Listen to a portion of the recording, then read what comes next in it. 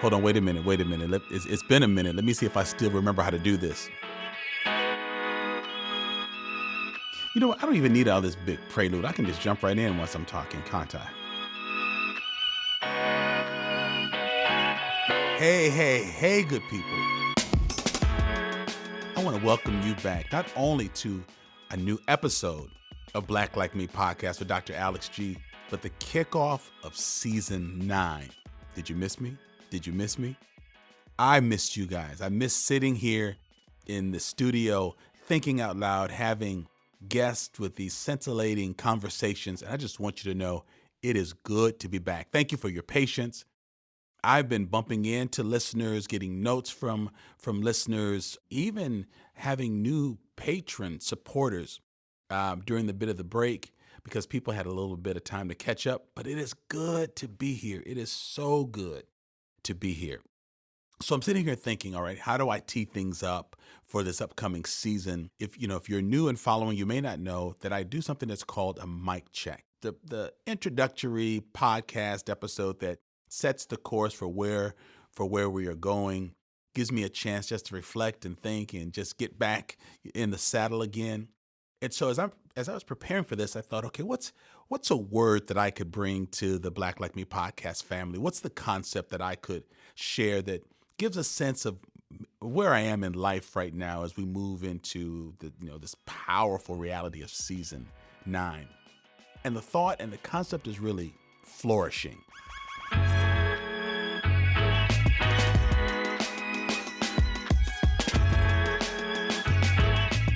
Now, I have to admit, that's not a word that I typically use a lot. And certainly not about myself. I might use it about a plant or a business or some innovative thought. But as I'm thinking about what am I feeling now, the world is no less crazy than when we were together. There are always challenges, always opportunities. Why flourishing? And for me, flourishing has more of a resiliency to it than I think I've given it credit in the past. So for me, as I'm thinking about what it means to flourish, it means I'm looking at my life through a new lens. There are new opportunities. In the month of November, I turned 60. It's a chance to look backwards and forwards and internally and at others and to think about what do I want to do? Where do I want to be? How do I take what I've learned and move it forward? How do I grow into what I've established? How do I rest and celebrate what I've established with trusted colleagues? And this word flourishing just keeps hitting me, in my heart. And it has this beautiful concept of developing rapidly or successfully or thriving. I love that word and that concept because so often people are just trying to get by, particularly people who are in the throes of the type of racial justice work that I'm in, communicating about disparities, trying to bring people together. We think about anything other than thriving. And sometimes we will work at this at the risk of our own personal sense of thriving. But I love the second part of this. When you look at flourish, it's a person, animal, or living organism that grows and develops into that grows in a healthier, vigorous way, especially as a result of a particularly favorable environment. A particularly favorable environment. And that really resonates with me because when I think about a milestone birthday and celebrating a number of things that we will focus on this season, I think, man, what does it mean to have an environment that's favorable, that allows and affords a sense of flourishing? And for me, it means taking control of environments. It means what are some of the things that I can do to manage myself, manage my expectations, manage my energy, my relationships? What can I do in order to make sure that in spite of what's happening in the world or community around me, what happens internally or within my inner circle that creates a space or an environment where I can flourish? And I think that I want that to drive me in this season of my life. That's not just about the podcast. You're going to get some overflow of that. But it's really how I'm beginning to live my life. In my 20s, I was married, and I thought about What does it mean to give myself to someone else that I love? And particularly when I didn't have examples of great marriages, and what does it mean to develop something that I've not really seen up close? My 30s, I became a parent after losing two babies. My wife and I lost two daughters to premature birth. But what did it mean in the 30s to not only think about my wife, but to think about my daughter? And what does it mean to be a caregiver and a provider, to hang out, to play? It gave me room for heart stops so that I would go to soccer matches and track meets and those kinds of things. My career was really growing in my 30s and my 40s. And so I'm focusing on family and who I'm becoming and how my gifts and abilities have offered me an opportunity to really speak into systemic challenges, racial disparities, leadership gaps in our communities. In 50s, my 50s, really be turning 50, built a new church, which doesn't always happen in black-led congregations with mid-size followings like we have here in Madison. I wrote an op-ed piece called Justified Anger that went viral and set my career, my influence on a new trajectory.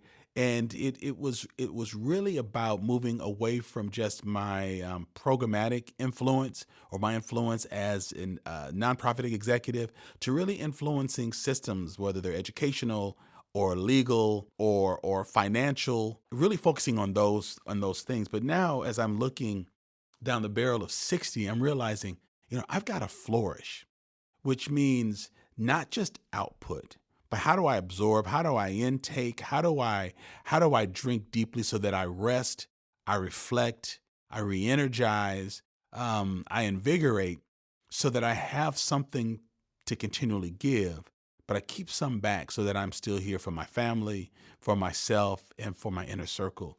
And so for me, the word and the concept of flourishing really comes up, which means I'm not just at the whim of anyone who wants my involvement, but I've got to take a look at, does that take time away from personal care? Does that take time away from exercise? Does that take time away from vacation? And flourishing is not something that not only that I've got to do, but I get to do. And so I'm excited about this concept of flourishing. And so you will hear this word and this concept throughout this season. I think that it's not beyond reality or beyond our expectation that the idea of flourishing would be divorced from the sense of being thankful or grateful. This is November. We have this great national holiday that's called Thanksgiving that many of us celebrate. Is huge in my context, in my community, and in my family. It leads us into the holiday season where people are continuing to think about gratitude or maybe pressure for giving gifts to people. But particularly in November, there seems to be this universal understanding that we're entering into this space where we pause and we think about what we're grateful for. And I have to say that one of the things that helps me and will continue to help me to flourish is pausing and thinking about the things that I'm really grateful for. Sometimes in my line of work, it can feel like a thankless task or a thankless job, although I'm actually congratulated and thanked often enough. But one of the things that helps to keep me balanced is just to stop and think, well, where am I seeing growth and what am I grateful for? Who's being changed? What's being transformed? Who's looking at the world differently? Who's looking at our work differently? How am I growing and how am I changing? And I feel that gratitude gives me a chance to pause and feed into the environment in my life and around me that helps me to flourish. I think the other piece of flourishing that makes so much sense to me is that I don't wait for someone else to make me flourish. It's not someone else's ability, nor is it their place to water me, prune me, fertilize me, although on many days I feel very fertilized. Um, but flourishing is something that you've got to take responsibility for yourself. You've got to control that environment. So for me, pausing, even when it's hectic, even when it's crazy, even when it's busy, to think about what am I grateful for today? Is my child healthy? Is my wife healthy? Is she grateful? My mother has Alzheimer's, but yet, when I went to visit her today, she reached out for me and she kissed me. And even though she doesn't say my name, I can see a gleam in her eye where I know that she recognizes me. That's not a gift that everyone has whose parents suffers from Alzheimer's, but certainly not being able to call my name or go for a ride with me or enjoy a meal with me and talk through it. But I have to pause and realize that it's so important to be grateful for that.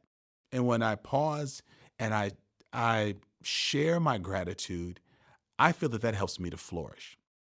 And so I want to put that out into the universe. I want to put that out to my podcast world, that I am really interested in flourishing, because I'm tired of the concept of being burned out, of being depleted. And we talk about those things as if it's just something that we have no choice over and people can just do it to us. But when we make a commitment to flourish and creating an environment where we can be nurtured, or we can nurture ourselves, I think it's a big thing. And so for me, what helps to create that environment is gratitude. And there are several things that cause me to be grateful looking back. So looking back over over my life, 60 years, that gives me a lot of material to think about and a lot of things to be grateful for. In fact, I'm going to record an episode just reflecting on what that means for me. It also means looking forward. There are great things on the horizon. I'm working on a Center for Black Excellence in Culture, a $36 billion project that's really promoting the sense of cultural pride and unity and solidarity in the Black community. It's focusing on creating space where we celebrate our resilience and the beauty of our culture, those who are part of the African diaspora. And when we take time to reflect on those things and realize our rich heritage, it gives us hope as we look forward. And so when I look towards the future, I see the challenges, but because I'm taking control of my environment and I'm making sure that I flourish, I feel more hopeful than I have in years past, where maybe I felt everything had to be done in my lifetime. Everything had to be done on my watch. Everything had to be done through my own talents and abilities, and not my staff, not my family, not my team, not my community. Not so much. As I flirt with 60, I'm realizing that I'm more interested in becoming engaged, or being engaged in work that can outlive me, than work that cannot live without me. I'm looking internally. I'll be doing that, knowing boundaries and limitations, working hard, but also playing hard. I'm scheduling fun, because that helps me to flourish. That I can get through Wisconsin winters and these dark mornings and dark nights, knowing that there's a beach, and that there's a cocktail, and there's a family outing, and there are sunsets and sunrises and waterfalls and plane rides and cruises and places just to go and sit and read and write. That really gives me the sense of flourishing. I don't want to move into my 60s and I'm dreading it. And so this idea of flourishing and being responsible for that environment is really, really important to me. So I just want to leave that with you all. Just something I want to just have you think about as you consider this season and where you are in your lives. This is something that I'm really thinking about.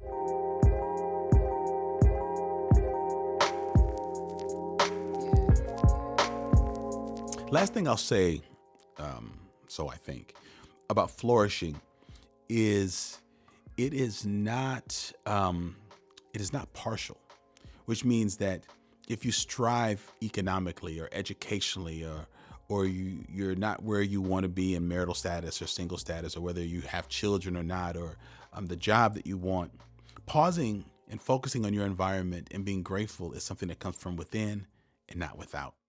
And I think when we put too much emphasis on what we have, where we live, what we do, it makes it difficult to think about the internal mechanism of just pausing and realizing whatever it is you think you're lacking, what you have, there are probably about 1.5 million people in the world who would switch places and opportunities and families and lifestyles and addresses and zip codes like that.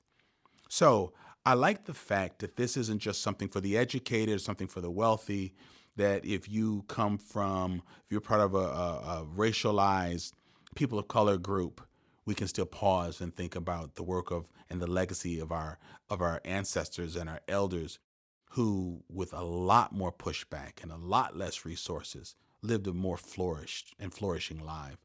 That if we're considered lower income or working poor, if we've been relegated to margins of society, we can still pause and find ways to flourish by rooting that in gratitude. And that might be the step that people need for really moving forward. That might be the toehold, as my grandmother used to call it, that can move you forward. Sort of like starting blocks. It really could be just pausing. And what are you grateful for? What are you thankful for?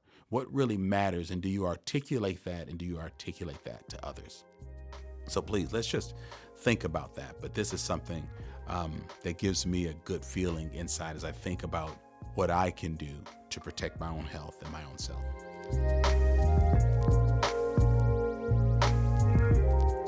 Now, as we look forward to season 9, I'm really excited about it. And I'm calling season 9, Is That Black Enough for You?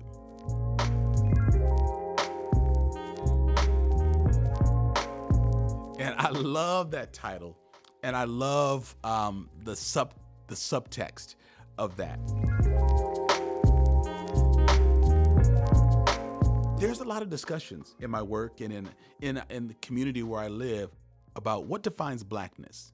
And I don't mean within the black community, that's another discussion for maybe another episode, but just the whole idea of how the broader community thinks and feels what's black enough, what's frightening, what's frighteningly black.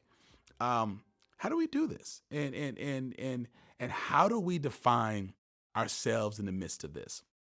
So 10 years ago, I wrote a piece called Justified Anger. It's about my experience. I won't go into a lot of it because you'll hear more about that in the next few episodes. But I was asked to write a piece for our local newspaper, and it literally went viral.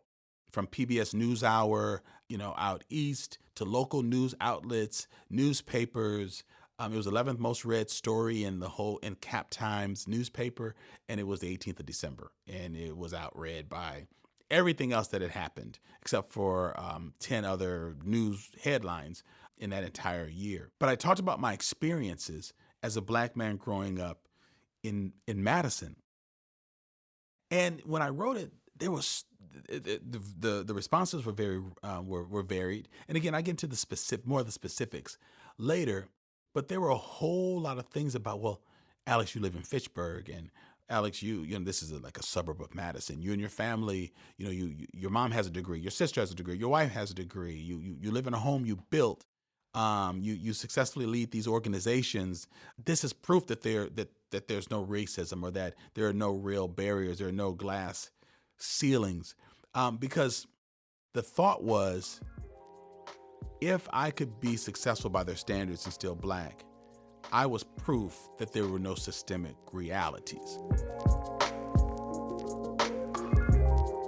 And so when I, as a black man who had experienced a great degree of success by my community standards, but still experienced some of the pushback and the downside of people's perspectives of me, their perspectives of me as a black man, it really angered people. And it made people wonder, well, is he black or isn't he? We didn't really think about color. Now we're thinking that you're black, and now you're black and angry, and now you're saying the things that we've done wrong, and we thought you were one of us, and thought we were one of you, and now you're bringing race into all of this.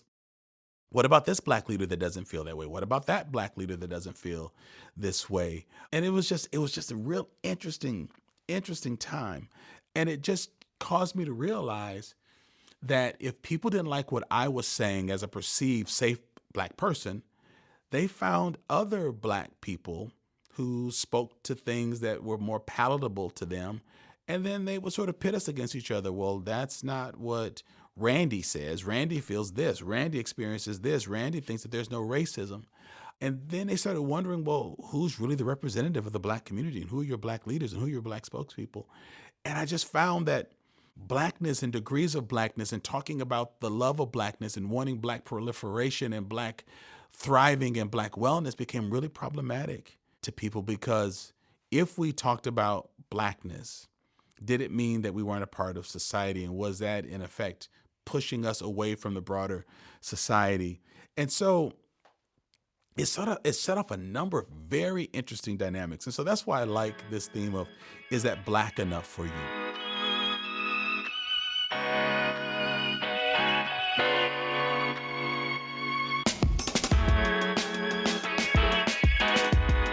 Now, because you're my podcast family, my listeners, you know that I love words, and I love having my way with words. And so when I refer to the title, Is That Black Enough for You? You know me well enough to know that I'm not asking the white community, am I black enough? And you also know that I'm not asking the black community, am I black enough? I have a mirror. I have parents. I have melanin in my skin. I do not question my blackness. I'm really being facetious. In a similar fashion, how do you like those apples? Or is that hot enough for you? Or is that good enough for you? I'm really asking facetiously, is that black enough for you? Because when people talk about diversity and wanting to have inclusive voices and more people at the table, They really envision some benign, darker figure sitting at a table, assimilating in a way so that it doesn't upset the apple cart and make people feel badly or even think about systemic realities, or that the world of a person of color can be different. The world of a black person can be different from their white cubicle mate, office mate, classmate, roommate, etc. And so when many of us have come underneath the radar and we moved up the ladders of success or positional authority, we've gotten a certain degree of recognition, and we live into the diversity that people want. We're asked to sit on committees and be on boards and be a part of teams and think tanks and train us and correct us when we say the wrong things and when we're being insensitive and all of these things. But when we come in and bring our true voice, it frightens people, and often they want to squelch or silence our voice. And I and my colleagues will say to ourselves, we thought you wanted us at the table. Did you just mean our face and our skin, but not our voices? Because my voice is probably one of the blackest things about me. Not just my nose or my lips or my hair or my skin, but my voice. Because my voice has been shaped by experiences. It's been shaped by the attempt to silence it or to co-opt it or to transform it or to distort it. And so when I bring my black self or my black body into those spaces, and then I begin to speak about the black experience in a white context, it can be a bit upsetting because my voice used to tell people that I'm articulate, for which I've been congratulated my entire life. But the older I get, the more I realize that being seen as articulate is almost like a very nice pat on the head, like you might, pet a friend's pit bull. I got a buddy named Peter. He's been on my show a couple of times, who has a pit bull named Kobe, and I don't like dogs. I'm afraid of dogs. But the fact that Kobe knows me and doesn't snap at me allows me to do sort of the obligatory, petting of Kobe's head so that I can tell myself, not all pit bulls are mean or dangerous, and Kobe isn't. But then when I'm sleeping in my friend's home and someone approaches the porch who doesn't smell like a family member or doesn't seem familiar to Kobe, Kobe reminds me with that deep, rough bark that Kobe is indeed not only a pit bull, but an alpha dog and has taken on the protection of the On family and the On household. I think, oh, wait a minute. Kobe's a pit bull. And I think that when we've worked in these spaces and I mean white people individually, but I also mean white systems have given you a pat on the head and sort of a pass to be considered one of us, which means that we don't have to bear the pressure of thinking about what makes us different, not just issues of disparity, but makes us different when we can just all be the same, Madisonians, Wisconsinites, Americans.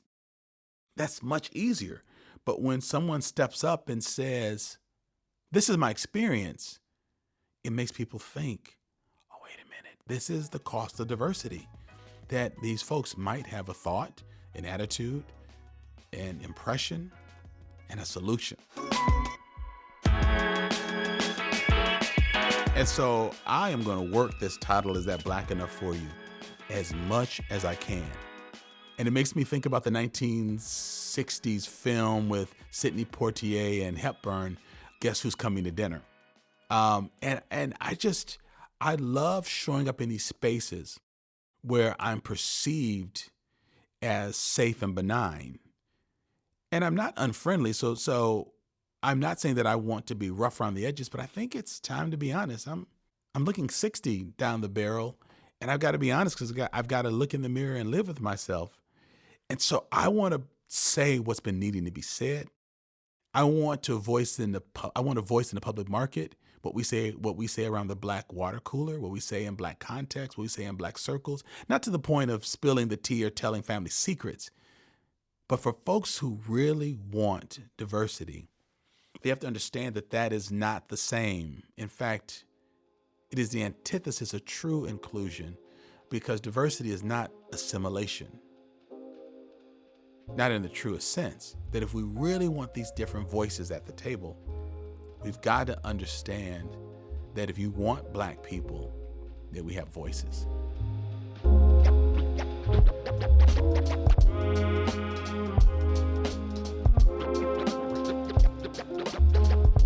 One of the things that comes to mind when I think about season 9 and looking at this article that I wrote, and we're going to do some really interesting things with the article so that you get a chance to go back in time with us to think about the context of Madison, Wisconsin, Dane County, the state of Wisconsin, even the world 10 years ago. We have changed a lot. We have experienced a lot in the past 10 years, and so we will look back at that. And one part of what we'll look at as we look back is what I call the white whatabouts. And the white whatabouts are really interesting because when that Black voice comes out, many people feel that it's their responsibility to say, yeah, but what about? For example, when there was this discussion that really grew out of the whole justified anger movement to look at space that would proliferate Black culture and perseverance and our stories of resilience and innovation and leadership in this country, I would have people say things to me that range from the sublime to the ridiculous. Like, well, what about the Southeast Asians? And this is nothing against Southeast Asians, but it's just that it's interesting to me that in a context where all the major reports talk about the disparities and their impact on Black education, Black reading levels, graduation levels, home ownership, Black infant mortality rates, incarceration rates, that all the negative reports can talk about us and there are no white whatabouts. But when a Black person, a Black influencer like myself says, we want to create space where we can proliferate Black culture and celebrate it and use that as a launching pad for greater Black involvement, well, what about the Southeast Asians? What are you doing for them? And I remember this is an older white gentleman, and it was a larger meeting. And I said to him, fighting back the laughter, but I said it with sincerity so that it would have a bit of punch. I said, you know, sir, to be quite honest, you're just as close to being Southeast Asian as I am. So why is it my job as a Black person to build cultural space for folks who are Hmong? Why isn't that your responsibility? Why don't you ever think, why is it that when we talk about what Black people want, Black people need, Black people see, we have these white whatabouts? What about the people that don't want to work? And what about the people that do go to school? And what about the families that really are fractured? And what about the folks that are fighting? And what about the Black on Black crime? And what about the level of crime? And what about the breakdown of the family? What about the absentee fathers? It's just very, very interesting. And so I want to redirect that. I want to talk about Black thriving without the interruption of the white whatabouts.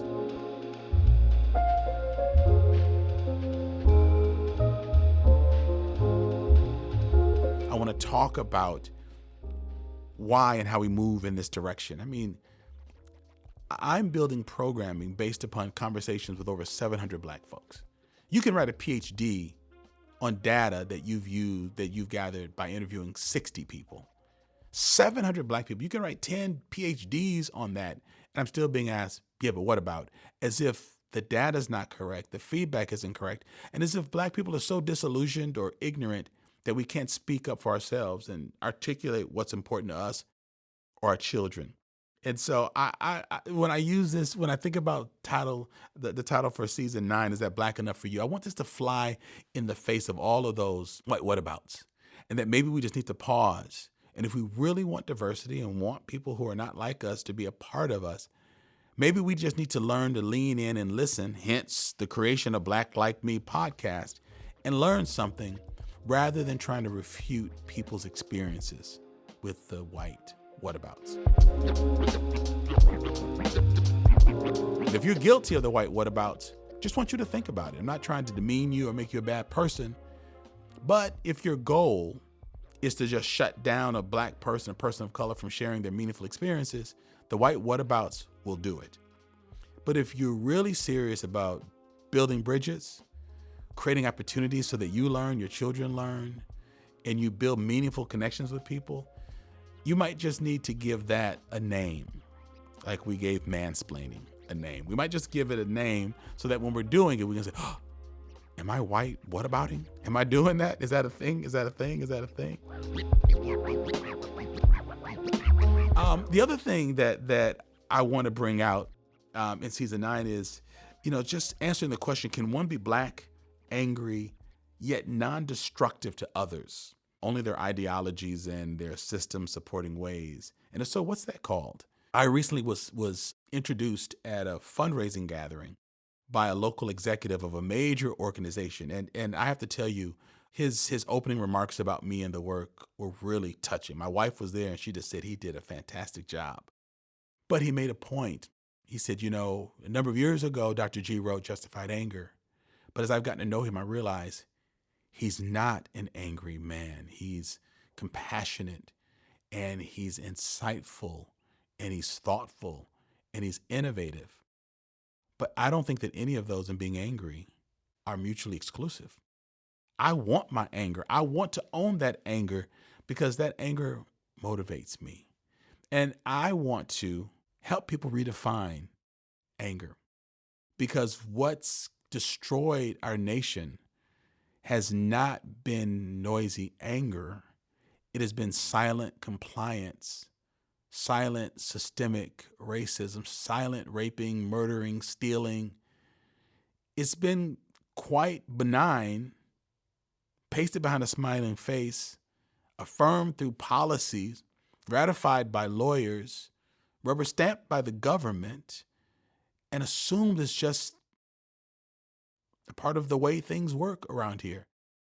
And so with all of the evil that has happened in the world and in our country, it's still interesting to me that the thought of an angry black woman or an angry black man is almost terrifying.